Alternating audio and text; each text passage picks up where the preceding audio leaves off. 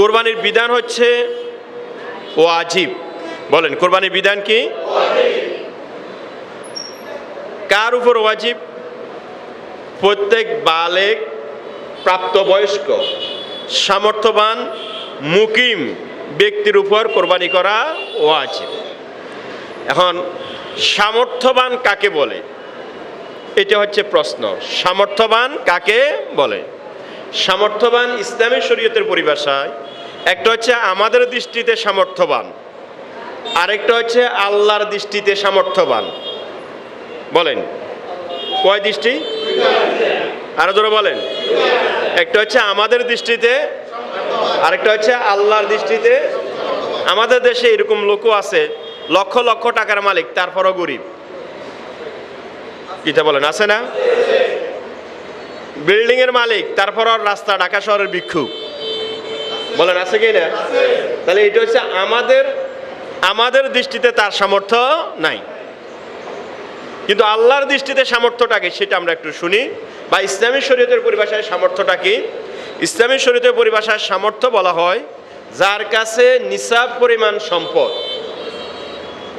যার কাছে নিসাব পরিমাণ সম্পদ আছে, বা যে ব্যক্তি নিসাব পরিমাণ সম্পদের মালিক হবে। কখন? 10 জিলহজ তারিখে, অথবা 11 জিলহজ তারিখে, অথবা 12 জিলহজ তারিখে, অথবা তার আগের দিনও যদি সে কি হয়, নিসাব পরিমাণ সম্পদের মালিক হয়। 9 তারিখ হইলে 10 তারিখ, 10 তারিখ হইলে 10 তারিখেই, অথবা 11 তারিখেই, অথবা 12 তারিখেও যদি সে নিসাব পরিমাণ সম্পদের মালিক হয়, তাহলে ওই ব্যক্তির উপর কোরবানি করা ওয়াজিব। এখন নিসাবের সীমানা কি সেটা একটু আমাদের জানা দরকার।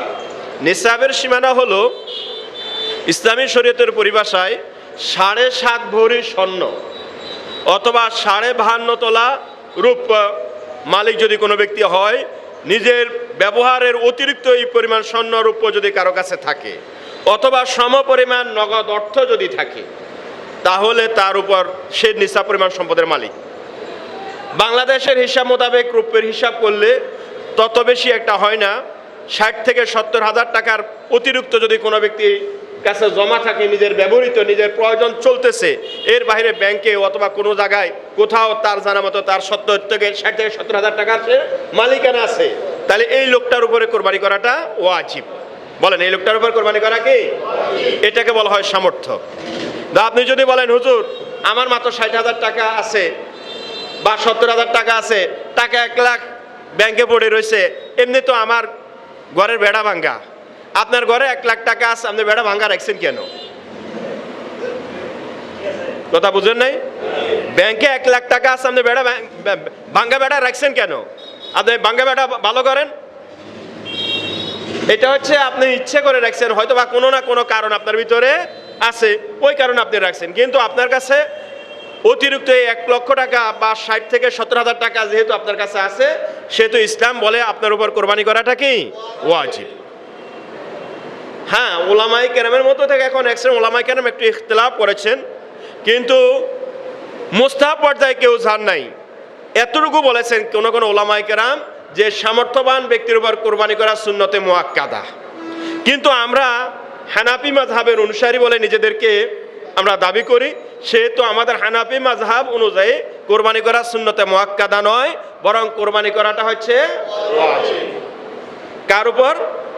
বালেগ মানে প্রাপ্তবয়স্ক, মুকিম, সামর্থ্যবান অর্থাৎ নিসাব পরিমাণ সম্পদের মালিকের উপর।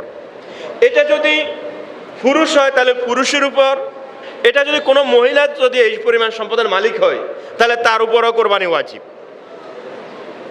কোনো মহিলাও যদি এই পরিমাণ সম্পদের মালিক হয় তাহলে তার উপরও কোরবানি করাটা কি ওয়াজিব। আমাদের সমাজে আমরা অনেক সময় দেখি স্বামী কোরবানি দিচ্ছে কিন্তু স্ত্রীর কাছেও এরকম সম্পদ আছে। এখন অনেক সময় দেখা যায়, দেখবেন আমাদের ঘরে ঘরে খবর নিলে দেখবেন পুরুষের চেয়ে মহিলাদের কাছে জমা টাকা বেশি থাকে। কথা বলেন না কেন? থাকে কি না? বিভিন্ন ওয়াইতে তাদের কাছে জমা থাকে। স্বামী দিছে ওইটাও জমা, বাপের বাড়িতে গেছে দিছে ওইটাও জমা, ওই যে আরেক জায়গায় বেড়াতে গেছে ছেলে মেয়ের হাতে যেটা দিছে ওইটাও তার কাছে জমা, সব দিকের গুলা তার কাছে জমা, তার কোনো খরচ নাই, সব জমা। 1.5-2 লাখ টাকা হয়তো বা তার কি ওই যে চাউলের বক্সের মধ্যে অথবা কোনো এক জায়গায় সে রাখে দিছে, এখন স্বামী কোরবানি দিতেছে, না হবে না। স্বামীর সাথে স্বামীর উপর ওয়াজিব, কোনো নারী যদি এই পরিমাণ সম্পদের মালিক হয় তাহলে তার উপরও কোরবানি করাটাকে ওয়াজিব।